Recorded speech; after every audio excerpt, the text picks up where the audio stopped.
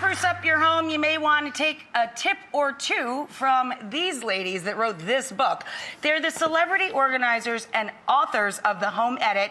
It's a guide to organizing and realizing your house goals. Take a look at how they actually organize their own homes. Hi Rachel, it's Joanna from The Home Edit. I wanted to show you some tips about my own mudroom for the kids. Having a mudroom with a door is the best thing. One, it just closes everything off. But two, it allows you to have a door rack, which is like one of my favorite products ever. And each little category is sectioned off perfectly for the kids and for us.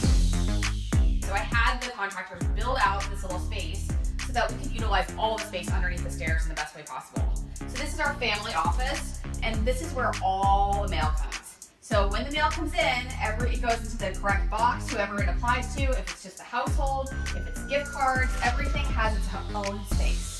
Hi Rachel, it's Clea from The Home Edit, and I'm going to show you some of the ways I organize my own home. I use bins for all of my major categories, like staples like dinner, breakfast, and then big box snacks. I use the canisters for the things that we truly use all the time. For all the snacks down here, these are the grab-and-goes kid snacks, and I like to keep them down low so that they can just help themselves, and they literally don't need to ask me for anything. Finally, I did turntables up here because it's really hard to grab into bins if they're up high, and turntables are a great way to access everything you need at the same time. Always keep a clear desktop. I think that too many piles on the desktop are just an invitation for more clutter.